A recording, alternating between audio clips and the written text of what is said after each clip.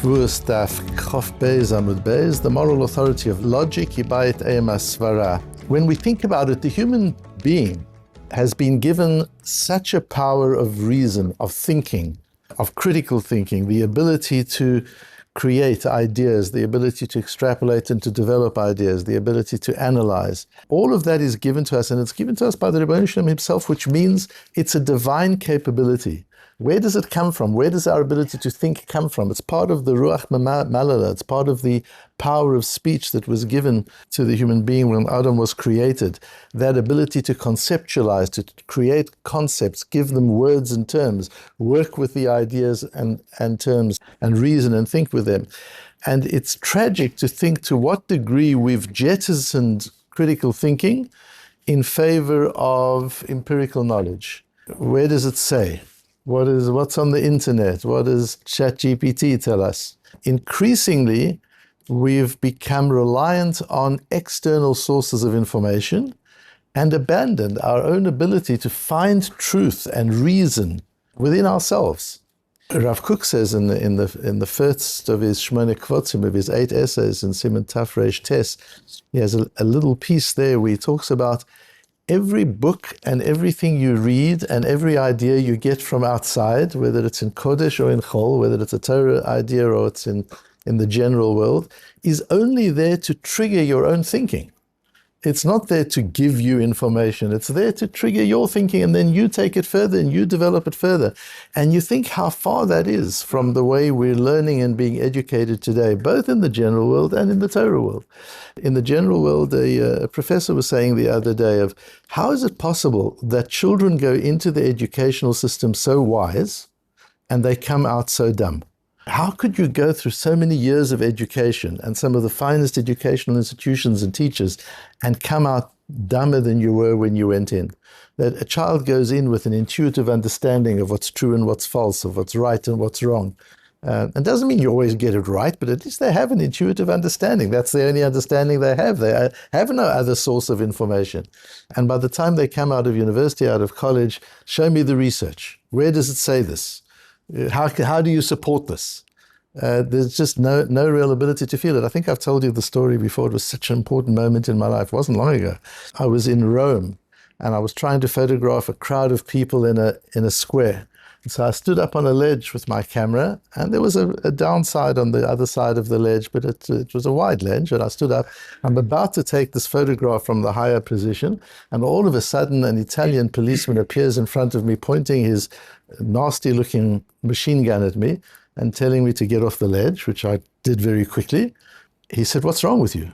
I said, "What do you mean, what's wrong with me? There's no sign here that says you're not allowed to stand on the ledge." He said, "You must be an American. You need a sign for everything. Can't you use your common sense? Can't you realize that there are a lot of people around here and that it's dangerous for you to stand on that ledge? Do you need a sign?"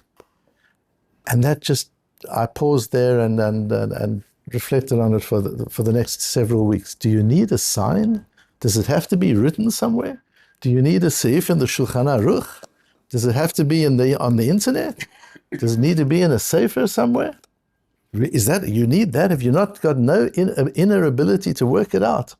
There was a conversation recently among two outstanding poskim that I was watching online. They were talking to each other about a halachic problem, and what was interesting to me was it was simply about quotations. The whole argument was about quotations. So-and-so says this, yes, but so-and-so says that. Yes, but so-and-so said that much later than so-and-so said that. And absolutely no reasoning of what are the first principles. What are we talking about here? What is the underlying principle? What's the intention of the halacha and how does it apply in this situation? That didn't come into the conversation at all. And these were exceptional people and wonderful Talmidei Chachomim. So what do we expect of ordinary people? We've just abandoned that whole area of thinking and of reasoning. And we'll see today in this amazing piece that we'll learn that in fact, the moral authority of human reason is greater than the moral authority of the Torah. Now that sounds like a wild claim, but let's see where it comes from and what it is. Our Gemara says, Omer Rabbi Chia bar Avin Omar Shmuel, Shvuah shelo ochal. A person makes a shvuah. I swear with a shvuah, this person says, shelo ochal, I'm not going to eat anything today or this week or ever or whatever. V'shata. And he drank, and somebody says, but you're drinking? He says, well, I just said I wasn't going to eat. I didn't say I wasn't going to drink. Chayav, he's guilty of having transgressed his shvuah. Even though he said, I'm not going to eat, and what he did was not drinking, he's still chayav. Says the Gemara, Ibayit eima svara, Ibayit eima kra. I can give you a logical reason why this is so, and I can quote you from a pasuk. If you just look at how people conduct themselves, somebody will say, let's go and get something to eat. And they'll go and one of them will have a coffee without getting anything to eat. And that's considered getting something to eat. When you say, let's go and get something to eat, it doesn't mean you have to eat. You might just have a drink, and that's fine. And so you see from there that drinking is considered eating. V'ibait emakra, and there's a pasuk.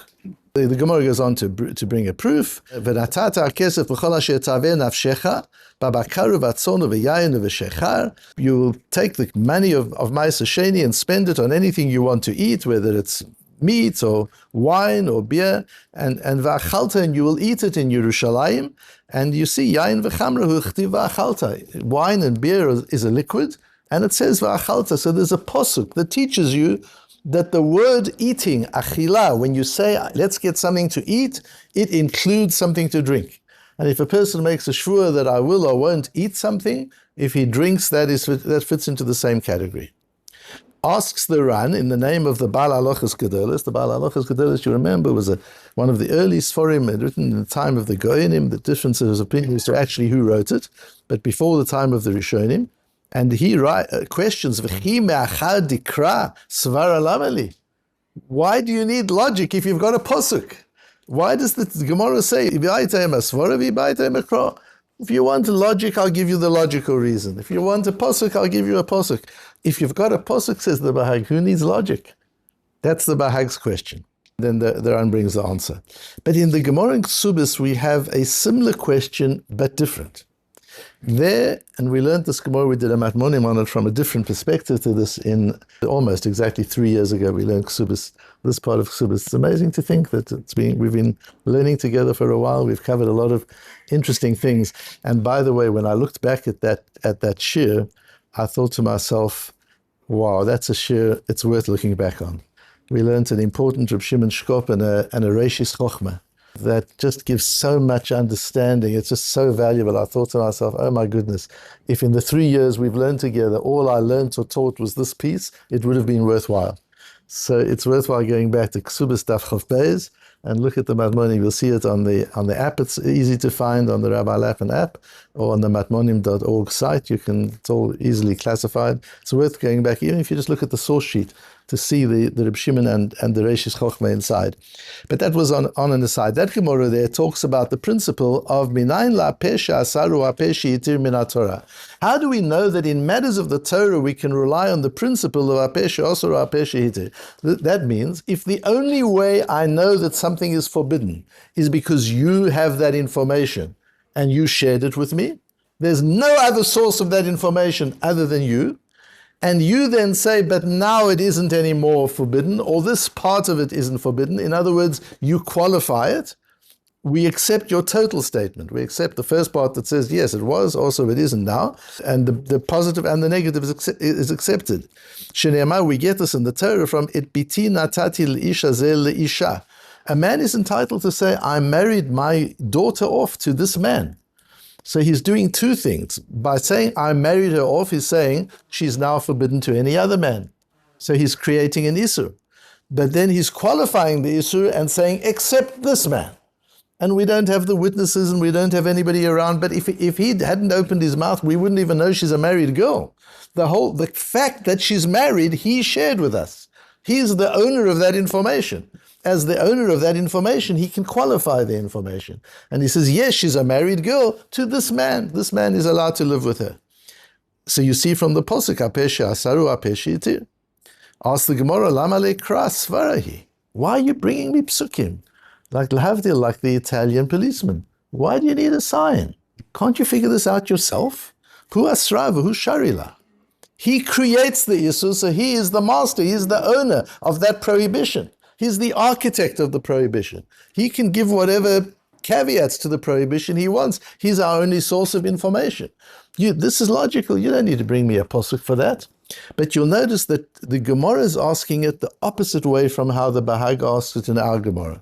In our Gemara, the Bahag says, if you have a posuk, what do you need logic for? If you have a Torah principle, if it's legislated, what do you need logic for? Just rely on what's in the Torah. But the Gemara in Ksubis asks it the other way around. So from the Bahag, it seems the more reliable source of knowledge is the Torah. And if you can't figure it out from the Torah, you've got logic.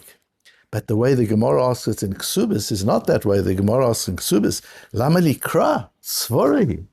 If you've got logic, what do you need a pasuk for? Why do you need the Shulchan Aruch for something that's obvious? That's what the Gemara asks in Ksubis.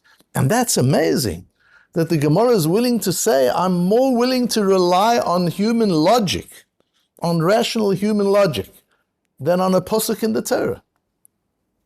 And our Tosfos brings that Gemara and asks the same question here, differently from the way the Ran asks it.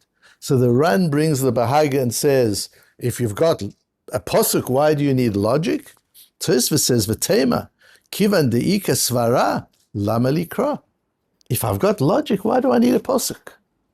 Asks Tosfos on our Gemara. And Tosfos answers, V'yesh lechalek. There are different situations. This isn't just so easy to apply this rule universally.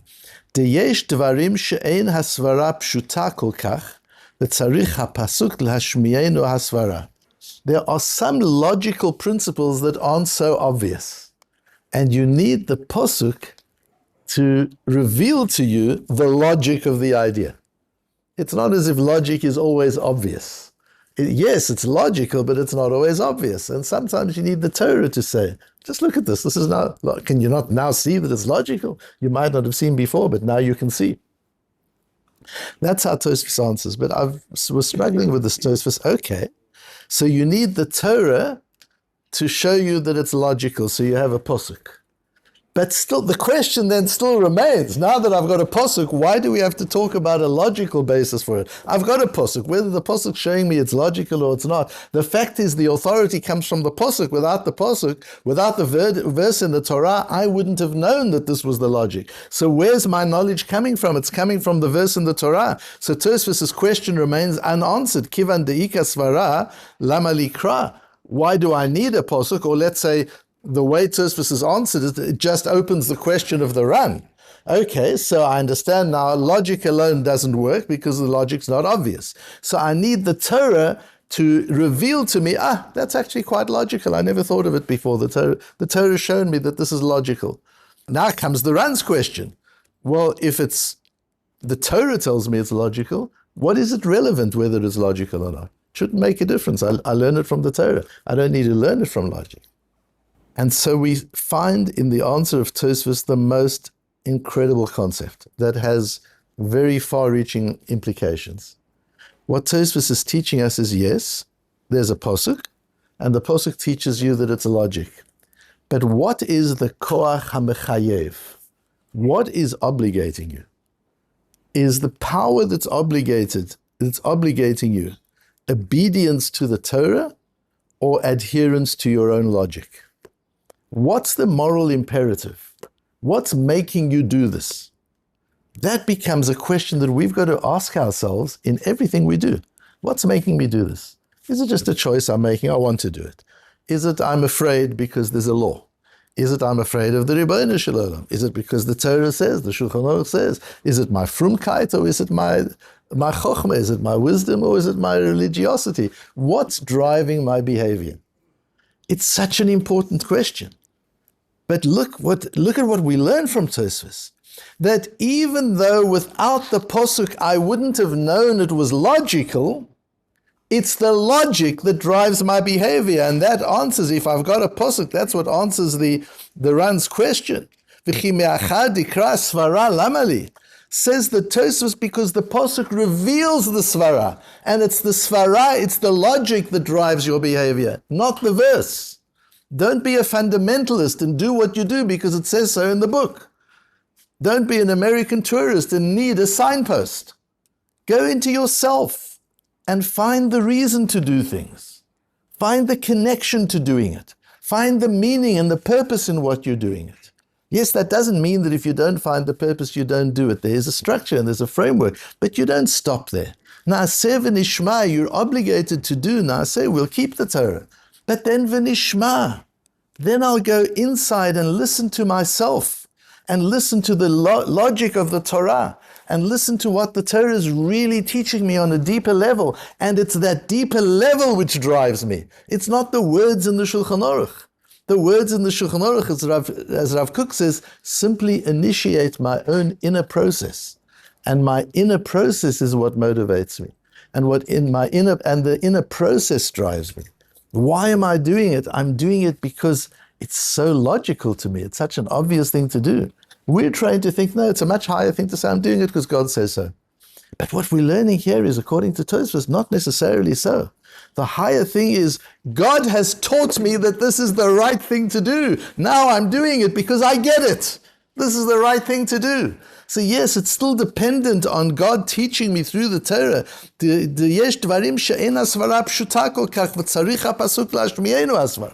You can't just rely on your logic all the time because your logic doesn't get everything. Sometimes you need to be taught, and once you've taught, you get it. But then once you've got it, make it yours. And do it because it comes from within you. Do it because it's yours. It's like when you're quoting something. Again, you've got this in the schools and the universities, and with all of us taking something from ChatGPT and cutting it and pasting it and writing a blog, which ChatGPT is, it's all outside of us. Nothing is coming from inside. Yes, if you want to look up ChatGPT, or you want to look up a Sefer L'Avdil, or you want to look up the Gemara or the Shulchan Aruch, of course. But that's only to trigger the process that activates your own inner being so that you can bring your inner being to what you're saying, to what you're teaching, to what you're writing. You're not just quoting what somebody else has said. You're not just saying a vort. This is your own understanding. You've worked on this. You've toiled on this. You've integrated it. You've digested it. And now you're sharing it with the world as something that's gone through your system and that you've fully understood. And Rav Shimon Shkop says in Sha'ar Hey, in Sha'ar Yosher, where he comes out with his controversial and powerful thesis that the laws of Dinei Mominus, we've spoken about it when we learned in the beginning of Nezikin, that the laws of Dinei Mominus, all the monetary laws of the Torah, are premised on logic. In other words, there's a logical, legal determination of what is yours and what is mine. Once that determination is made, there's an Isur of Lo Tigzol. Now I'm not allowed to take something which is yours. It's not that we don't use logic, human rationale, and the regular legal system. We use that as the first point. Then we overlay that with the Isurim and the mitzvot of the Torah. That's something that we integrate. And in that process, Rabbi Shimon Shkop says, Va'afte b'hashkafa rishonahu davar tamua. And you might find this very strange. Eze hechrech v'chiyuv al adam yiyeh lasot davar bli tzivui v'azarat haTorah. That's like me talking to the Italian policeman, L'Avdil. What forces me, what compels me to do something if it isn't a commandment of the Torah? Maybe how often have you heard people say, where does it say you can't do this? Where does it say in Shulchan Aruch that this is forbidden? Answer, sometimes it doesn't say. And therefore, so then ask Reb Shimon Shkop, you might ask, so if it doesn't say, why am I obligated? If there isn't a sign that says no entry, why am I not allowed to go there? But if you go very deeply, you need to understand this.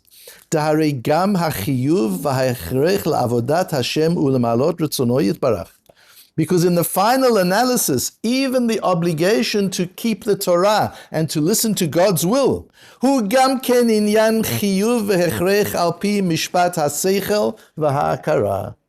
reason to keep the Torah is logical. The reason to be grateful to Hashem is logical. The reason to want to observe Hashem's will is logical. Without logic, why would you do it all? The whole Torah is premised on human logic. How can you take logic out of the picture? The Torah adds to the sense of logic. The Torah guides logic. Gemara teaches you how to think logically. Gemara takes your ability of critical thinking and builds it and develops it, but at the end of the day, it's your critical thinking that has to come into play. Don't substitute your critical thinking for quotes from the books, no matter how authoritative the books are. Even if it's the Torah itself, even if it's a posuk, you still need sverah. You've still got to make it your own. Even though the posuk has taught you this, that if a person says, I won't eat, it includes I won't drink, but you need to do it not because the Torah told you.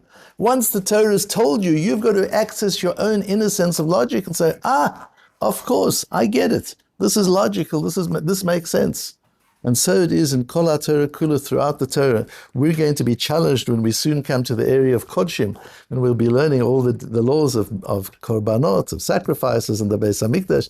And in the Matmonim, we're going to have to figure out how to do this, how to take such divine, difficult concepts that aren't day-to-day concepts in our day-to-day life, and make sure that we integrate them and find the message the Torah is giving us, so that we can take that message and live it and make it real, not because it comes from the book to our lives, not because it comes from the internet to our lives, but because it comes from our minds and our hearts, from that precious gift that Hashem has given each of us as human beings, the ability to think critically, the ability to reason, the ability to understand, and the ability to find meaning in what we do.